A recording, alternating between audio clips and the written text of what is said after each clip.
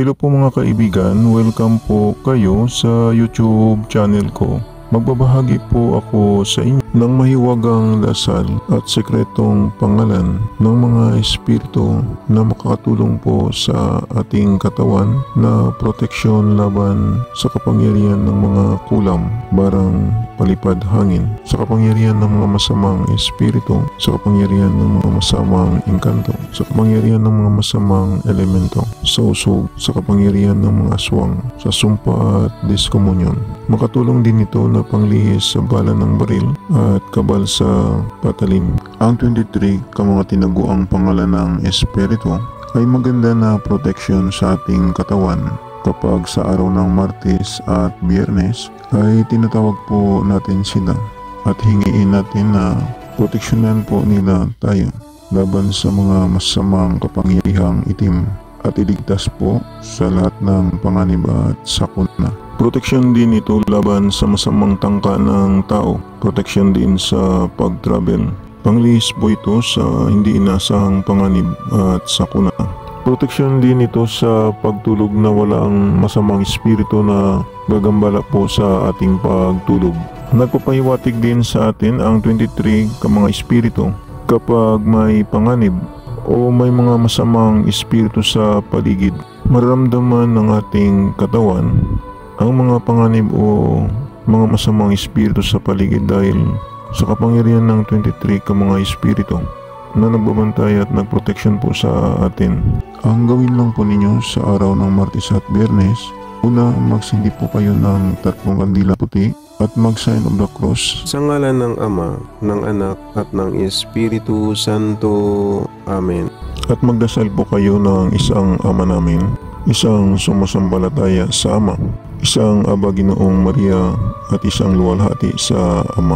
Pagkatapos, sunod po ninyo ang poder, bakod at balabal ng Santo Cristo. Sambitin po ninyo ng 3 beses. Credo esum Christum padicam pallium tuum tumitam tamai Spiritu Santo. Jesus Christo, crucim crucam Christam dominam nostram. Uha Espiritus Santa, mata mita micam ama ana Espiritu. Abisan abisin abituin abelum, reina tetum, Deus exeminarau am pilam guam. Credo esum Christum padicam pallium tuum tumitam tamai Spiritu Santo. Jesus Christo, crucim crucam Christam dominam nostram. Uha Espiritus Santa, mata mita micam ama ana Espiritu. Abisan abisin abituin abelum, reina tetum, Deus exeminarau am pilam guam. Credo esum Christum padicam pallium tuum tumitam tamai Spiritu Santo.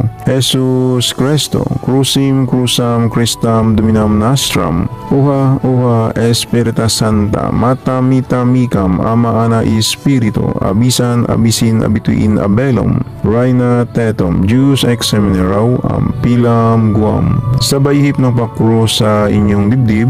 Pagkatapos isunod po ninyo ito ng 1 beses para proteksyonan po kayo ng 23 mga espiritu. Deus Pater, Deus Heio, Deus Espiritu Santo, Carberno Señor en vuestro manto senos rigos del mundo. O ángel de los Jehová, o soberano Espíritu, que dirigen todos los cielos de nuestra vida, diciendo, esta mi homeldi, niutada librami, Señor, de los enemigos, que no lo deseo, y dadme con buena fortuna.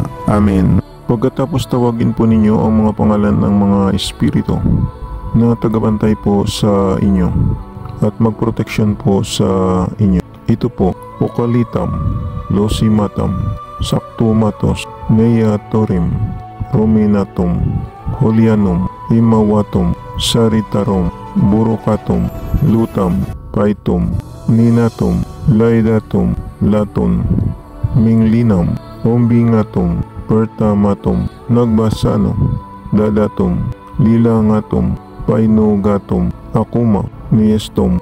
Yan po ang 23 mga espiritu na makatulong po sa inyo sa araw-araw po ninyo na pamumuhay. Sana makakatulong po sa inyo.